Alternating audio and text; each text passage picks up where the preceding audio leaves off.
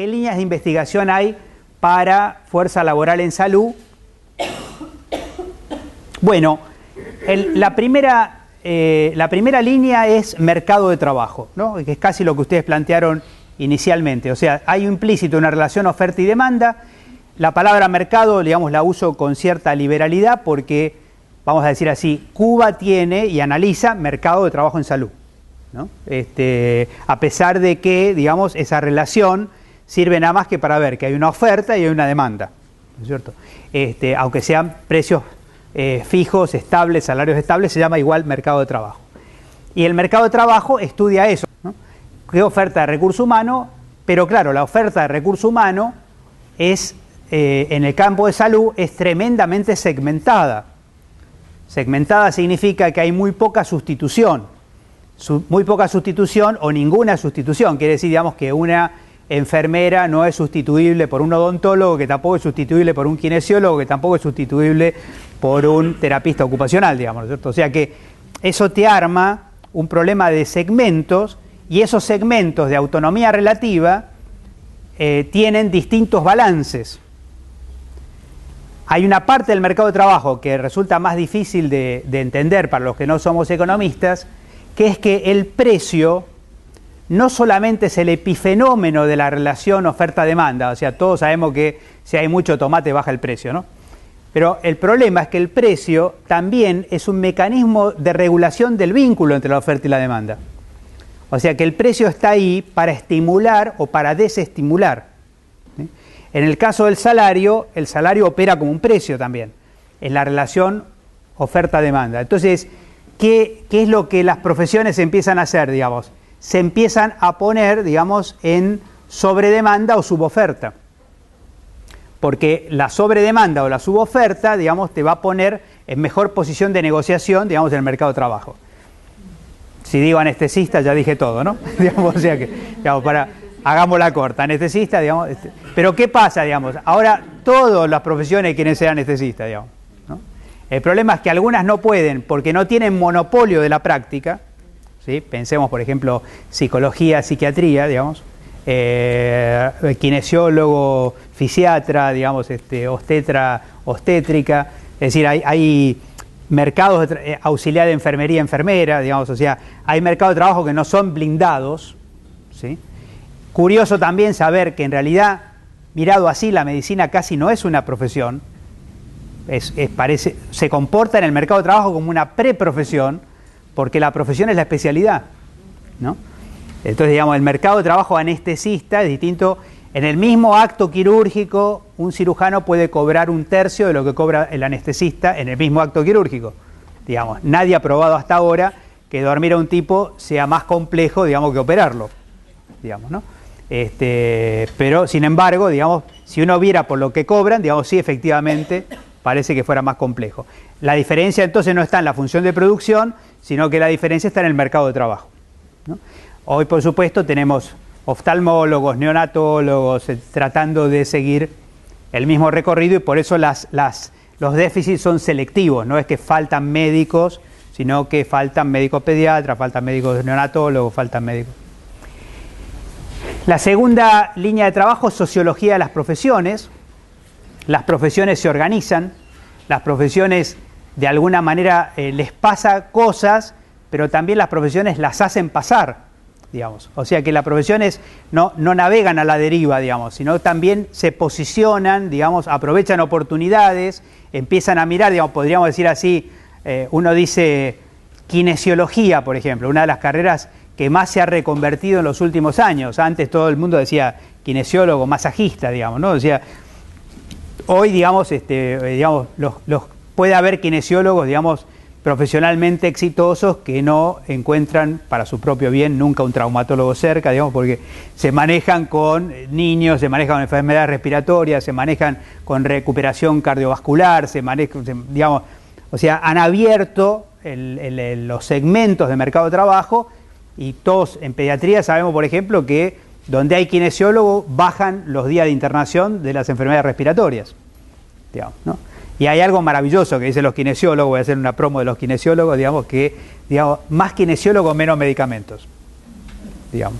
Con solo eso, digamos, ¿no? Discapacidad, con el uso del Botox, Ajá. haciendo, Ajá. ahí también está un uso. Volvió para atrás. Está bien. Bueno. O sea, no todo el marketing funciona, digamos, pero digamos, es interesante saber porque casi nunca uno dice, bueno, yo tengo tal profesión, digamos, y me pasan cosas en el mercado laboral y creo que es por mí, ¿no? Y resulta que no es por mí, es por este conjunto de determinantes que a veces suceden y a veces las profesiones mismas las hacen suceder. Proceso de trabajo es una línea de investigación muy que va al hueso de la cosa, que es, digamos, algo así, no me digas tu profesión, sino analicemos en realidad concretamente de qué trabajás, ¿no? Entonces uno dice, digamos, sí, médico, sí, pero concretamente, digamos, estás subido en una ambulancia, digamos, y haces en 24 horas, digamos, la guita de la semana, digamos, les digo solamente para que ustedes tengan una idea, hay clínicas privadas en Buenos Aires que le pagan el pasaje a médicos del NEA para que hagan las guardias en Buenos Aires, digamos, o sea, ¿qué rentabilidad tendrán para que le pagan la guardia más el pasaje en avión, digamos, para cubrir las guardias en clínicas privadas del Gran Buenos Aires? Y no finalmente, sino que acá voy a poner también un tema que no puse hasta ahora, que es, si quieren usamos una metáfora de la computación, digamos, pero cuando vos tenés una persona, que si tenés un anestesista, no, voy a sacar anestesista, tenés un cirujano, tenés un clínico, tenés un médico general, digamos, podríamos decir que en principio lo que vos me estás diciendo es que tenés un hard, ¿no? O sea, te compraste el equipo, pero falta saber el soft, que es además qué sabe hacer, ¿no? O digamos, qué versión de Windows corre, digamos, de repente está todavía con el... porque, y esto es interesante señalar, en recursos humanos muchas veces pensamos mecánicamente, o sea, decir, no, faltan generalistas y a vos te parece que es lo mismo cualquier generalista y vos después decís, no, mirá, por algún motivo se prefiere los que se formaron en tal lugar, en tal otro lugar y los que se formaron en aquel otro lugar, mejor no, ¿sí? O sea que desde el punto de vista de esta metáfora hard y soft, el tema es que, por un lado, vos, entre comillas, en el mercado de trabajo ingresan personas con un hard y con un soft, digamos, pero además del soft, en el medio hay un sistema operativo que indica, digamos, si este soft además le permite, va a crear más soft, o sea, va a aprender en el espacio de trabajo o no va a aprender. Por eso, uno de los desafíos más grandes que tenemos ahora en educación médica es desarrollar la capacidad de aprender. Porque si vos graduás un tipo, o ahora estadísticamente hablando diríamos, graduás una tipa, digamos, que va a hacer medicina, digamos, por los próximos 30 años, ¿no? ¿Qué es lo que va a necesitar dentro de 30 años? Digamos, no hay profesor que se le ocurra, digamos, ni siquiera pueda adivinar a qué se va a dedicar, digamos. La única cosa que yo puedo hacer, digamos, es facilitar la comprensión de los procesos de aprendizaje para que se mantenga actualizado y se mantenga aprendiendo toda su vida, ¿sí? Con lo cual, el aprender a aprender es más importante que lo que aprende. ¿Se entiende? Entonces, el tema de investigación educacional en los servicios de salud es fundamental. Hay una vieja frase que dice, digamos, tener un médico que hace 10 años que no se actualiza es más peligroso que no tener médico, ¿no? Esa frase es tan vieja que hoy hay que cambiarlo de 10 años, digamos. Se podría hablar de 5 años, digamos, sin capacitarse y ya estás en problemas, ¿no? Ahora, tampoco recurso humano es un dato en la naturaleza, se puede intervenir. ¿Y cómo se interviene? Estas intervenciones no tienen un 1 a 1, pero sí tienen cierta relación con cómo se investiga, ¿eh? Porque fíjense, sobre el mercado de trabajo se pueden definir políticas, se puede establecer regulaciones, ¿no? Es decir, en este momento, por ejemplo, se ha avanzado un poco en el de guardias de 12 horas. Parece que, digamos, parece que los pilotos de avión tienen que dormir, pero los no. Entonces, bueno, ir cambiando a través de mecanismos de regulación también son formas de evitar después la pregunta ¿quién es responsable que el tipo que está ayudando en una operación se quede dormido, digamos? el residente que se queda dormido o el que contrata guardia de 24 horas y lo hace operar al otro día la guardia. Ya más en la lógica de actores, sociología de las profesiones, dialoga fuerte con planificación estratégica de recursos humanos. De paso ahí les comento que tenemos un libro de planificación estratégica de recursos humanos que tiene un capítulo de recursos humanos dentro del libro, el capítulo 3, que el capítulo 3 lo vamos a subir a la página, pero que este libro se consigue en los centros Paltex de las universidades, digamos, acá en la Facultad de Medicina, en farmacia y bioquímica y en medicina puede ser que se consiga. Pero vamos a subir el capítulo 3, solamente que tengan cierto cuidado porque no es el capítulo exactamente igual que el editado, o sea, es el capítulo que como autor nosotros enviamos, pero después la edición, el editor te cambia cosas, digamos, o sea que no está exactamente textualmente igual, pero creemos que como material de estudio va a servir. ¿Cómo se interviene? Procesos de negociación y concertación, claramente, o sea, esto los brasileños lo tienen casi institucionalizado, no hay sistema único de salud sin un sistema de pactuación, tan sistemáticamente todo el tiempo, digamos, en sistemas de pactuación, pactando y repactando, digamos, condiciones de trabajo. En Brasil la gestión del trabajo tiene carácter de viceministerio. Hay un viceministerio de gestión del trabajo y educación, ¿no? Eso. La Secretaría de Gestão do Trabalho y Educación. ¿Es influencia de Campiñas, del grupo ese? O sea, hay una... del sur más claro. que Campinas, la gente que está... Claro. Que escribe esa secretaría. Pero ustedes, digamos, más allá de la... digamos, de la intención, del deseo, digamos, de Brasil de ser hoy probablemente con Canadá, digamos, los dos países de la región que más reflexionamos sobre recursos humanos. Hay otra reflexión sobre Brasil, que es Brasil desarrolla una reforma sanitaria, ¿no?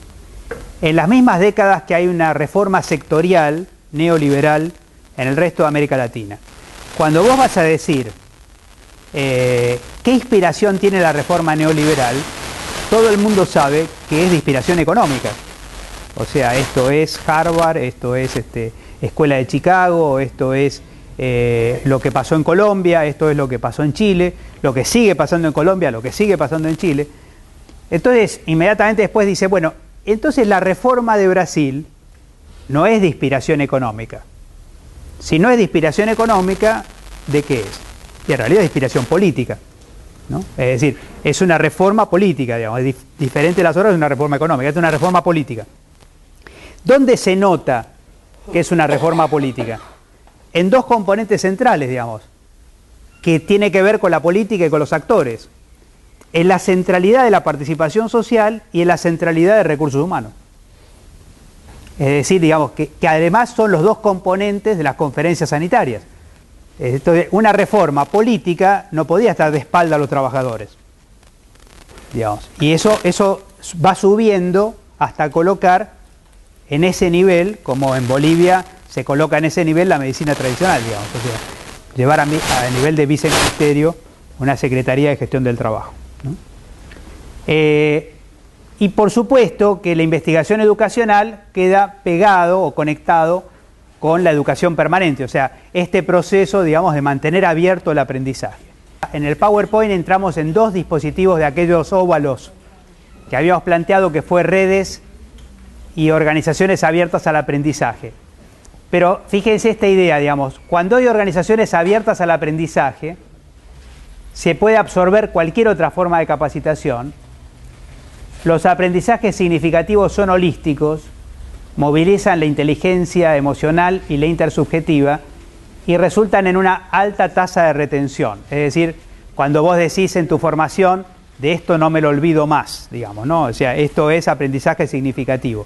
Porque el problema más grave de la educación, digamos, es justamente la tasa de retención. O sea que si, digamos, si no tiene que ver con la práctica o no pega directamente con tu formación, y en las instituciones de salud esto es clave. Pero en una época de la sociedad del conocimiento, digamos, es interesante cómo ha aumentado la ignorancia en la sociedad del conocimiento, es el tema de que vos tenés la ficción de estar muy informado, muy conocedor y qué sé yo, porque tenés la disponibilidad del conocimiento, lo cual no quiere decir que lo uses, ¿no? Es decir, vos hoy podés quedar desinformado por sobreinformación, ¿no? O sea que cuando hay una palabra que te acaba de inquietar y demás, lo pones en Google, digamos, y te sale 375.000 referencias, ¿cuánta vas a leer? ¿No?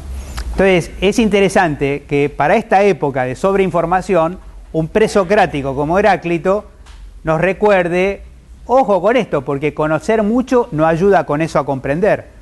Es decir, si no conectás las cosas, digamos, tener una bocha de información, tener llena la computadora de carpeta, PDF, digamos, te podés hacer una biblioteca virtual en tu computadora y de todas maneras eso no te hace más sabio, digamos, ¿no? O sea, cómo conectás las cosas parece que es la clave. Y acá, vamos a la siguiente. Cuando estamos conectando al final recursos humanos y reformas institucionales, fíjese estos enunciados. La noción de que las personas son naturalmente resistentes al cambio carece de sustento. Esto hablamos con el doctor Víctor Penchazade. El genoma, digamos, no, resistencia al cambio, no, genético no es, digamos, ¿no?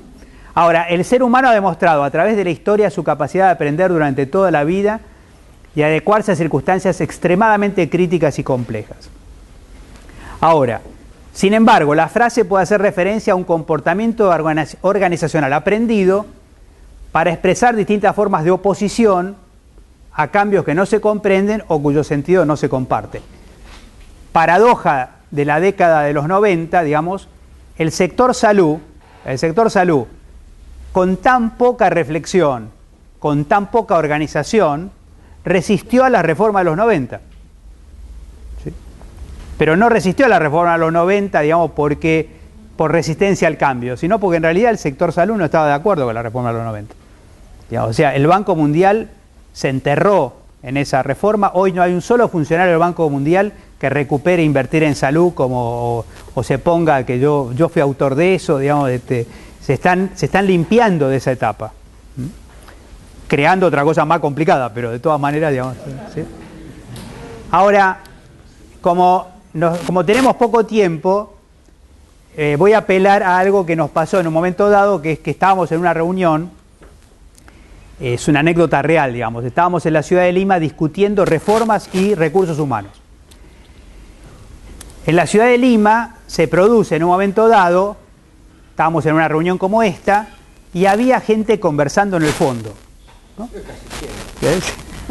Pero este era como un cuchicheo molesto, o sea, ¿no?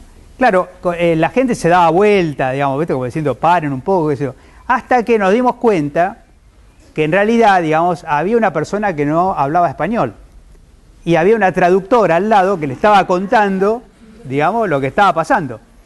Lo peor del tema es que esta persona a su vez era ponente después. Entonces, cuando llega como ponente, era un profesor inglés de la Universidad de Edimburgo. El tipo se sienta y era un profesor inglés, pero la embajada le había puesto una traductora que no tenía la más remota idea de lo que estaba hablando. La señora traducía literal, ¿no? Y como el hombre hablaba inglés, y mal que más, un inglés que habla inglés, uno más o menos va entendiendo, la mayor parte de nosotros entendía, y entendía, además, que la traductora no traducía, digamos, ¿no? Entonces, todos empezamos a ponernos inquietos y molestos, claro, y en un momento dado, el tipo ya se daba cuenta, estaba inquieto, y qué sé yo, y en un momento dado, va a la valija, todavía, digamos, había transparencia, digamos, va a la valija y saca un par de transparencias, ¿no? No sé si se acuerdan, sus padres le habrán contado que había unos retroproyectores. Sí. Bueno, entonces, saca una transparencia y el tipo pone una transparencia así, ¿no? Y uno dice, ¿esto qué es? Digamos, se venía una broma sobre los gallegos, sobre los españoles, digamos, de parte de un inglés, o sea que estaba medio implícito ahí el tema, pero el tipo dice, digamos, yo he estudiado el tema de las reformas en América Latina, y esta es la forma como los recursos humanos han enfrentado las reformas, digamos. Es decir, digamos, sale briosa la reforma, digamos, prolijamente se la deja pasar para un lado, se la deja pasar para el otro, digamos, se empieza a clavar las banderillas, digamos. Es cierto que de vez en cuando una reforma se ha llevado puesto, digamos, algún torero, digamos, pero a grandes rasgos el resultado final está cantado, digamos. El resultado final, digamos, es que los recursos humanos han hecho fracasar, digamos, todas las reformas. ¿Sí? Todos los intentos de reforma, digamos, vividos incluso contra los recursos humanos, ¿no? O sea, hasta uno podría poner en su currículum, digamos, sobreviviente de tantas reformas, digamos, ¿no? O sea, yo, digamos, entonces, ¿cómo? Que hablamos de las reformas de los 90. Claro, claro. Cuando también, digo, me parece que esto que se hace el oles a las reformas que también intentan generar otros modelos, claro. Claro, bueno, pero por eso decíamos lo estratégico en Brasil, digamos, de tener un sistema de pactuación sistemático, o sea que, digamos, podríamos decir así, es... El toro y el torero toman mate. Claro, en Brasil es una reforma que habría que medir, digamos, el volumen de saliva, digamos, que lleva a hacer esa reforma. En términos de convencimiento, involucramiento, pactuación, discusión, congreso de Abrasco.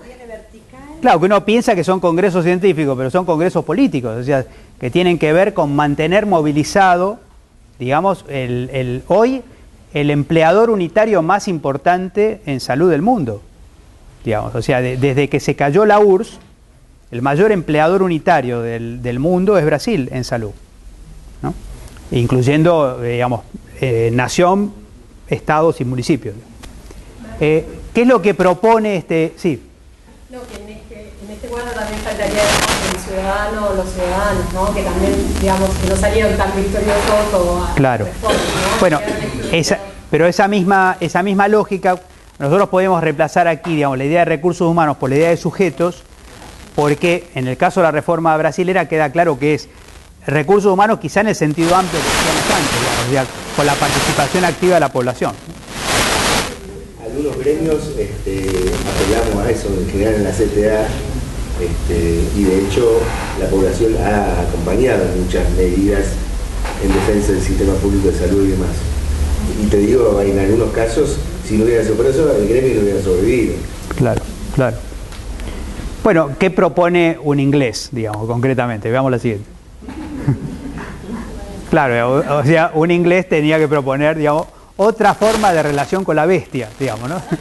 Entonces, digamos, otra forma de relación con la bestia es la construcción de confianza, digamos, y pensar que recurso humano, en realidad, y es interesante preguntar incluso los que hacen hipismo cómo se entrenan, porque uno pensaría que entrenen al caballo, digamos, ¿para qué te vas a molestar? Pero la verdad es que justamente el tema de que el caballo salte con vos arriba, digamos, depende de que el caballo gane confianza y que vos logres generar confianza. Es un deporte raro, digamos, ¿no es cierto? Pero como deporte, en cierta manera, digamos, lo que va implícito es que los sujetos, es decir, la población, los trabajadores de salud, tienen que conducir la reforma, digamos. Y estas reformas son reformas imprescindibles, digamos, porque vuelvo a insistir, no podemos pasarnos otra década más resistiendo reformas, digamos. Hace falta instalar una agenda de reforma y entrarle duro, digamos, a modificar las situaciones de salud. Las últimas cosas que ponemos son esto, de una comprensión más amplia del rol de quienes trabajamos en las organizaciones es crucial, ya que como fuerza laboral constituimos al menos. Somos la memoria de las instituciones, ¿sí? Sobre todo en nuestro país, que nadie escribe nada, digamos, somos literalmente la memoria de las organizaciones. Somos la cultura de las organizaciones. ¿Dónde está la cultura si no está en los propios trabajadores y en la población que usa los servicios de salud? Somos la estructura. Cuando uno dice la estructura, piensa en un organigrama. ¿Cuál sería el valor de un organigrama si los trabajadores no lo conocieran? Valor cero. Somos la estabilidad de las instituciones. Algo curioso, a veces enfatizamos esto. Digamos, y hay funcionarios de paso, los estables somos nosotros, digamos, ¿no? Entonces, la estabilidad a veces te da poder de autonomía, pero también somos el potencial de cambio de las instituciones. Y además el potencial de cambios sustentables. digamos. Y constituimos también de las instituciones. Veamos la siguiente. Por eso hemos llegado a afirmar que los recursos humanos no estamos en las organizaciones, no somos una pieza dentro de ellas, en buena medida somos las organizaciones, las constituimos, les damos vida y somos nosotros quienes podemos hacerlas avanzar, quienes podemos hacerlas converger en un gran esfuerzo colectivo junto con la población y sus organizaciones para el efectivo ejercicio del derecho a la salud. Yo quería decir, había leído un concepto con respecto a la reforma sanitaria en Inglaterra que hablaba de, más allá de lo que fuera la reforma final, como un paso intermedio, la reforma para hacer posible la reforma. Ajá. Esto se relaciona con esto, ¿no? Claro, claro. Sí, sí. Y hay, a mí me llama la atención porque hay movimiento en ese sentido, o sea, qué sé yo, hace apenas una semana, digamos, tres o cuatro diputados de la provincia de Buenos Aires tiran a circular un proyecto de sistema único de salud, digamos, ¿no? Argentina, provincia de Buenos Aires, 2013, digamos. ¿Cuál va a ser el futuro de ese proyecto? Bueno, hay que hacer evaluación política, pero la evaluación política no es solamente pasiva, de tipo como uno, si fuera un periodista, digamos, ¿no? O sea, si esto tiene algo que ver con lo que uno cree, de alguna manera puede hacer algo para movilizarlo, digamos. Son posibilidades. A mí lo que me llama la atención, la idea de modificar cosas sustanciales en salud, digamos. O sea, las ideas ya tienen un feedback y una circulación que ya estamos colocando ideas que no sorprenden a ningún auditorio, ya empiezan a formar parte de lo que se discute y a veces no se encuentra la forma de poder transformar o modificar las cosas, pero lo que es decir, nos pasa como nos pasa en educación médica. En educación médica, 6 de las 13 facultades públicas de medicina tenemos una currícula innovada, ¿no? Lo cual quiere decir que las otras no. Pero lo curioso es que las otras no argumentan que enseñan mejor. Lo que argumentan es que es muy difícil cambiar, ¿no? Y esa es una situación, es un punto estratégico diferente, ¿no? O sea, no hay alguien hoy orgulloso, digamos, de la currícula que está dando entre los que no tienen una currícula innovada. Y acá puede pasar algo parecido, o sea, difícil que alguien diga, a ver, ¿quién cree que el sistema de salud de la Argentina no está fragmentado, digamos? Bueno, alguien en página 12 cree, así que léanlo del diario, ¿eh?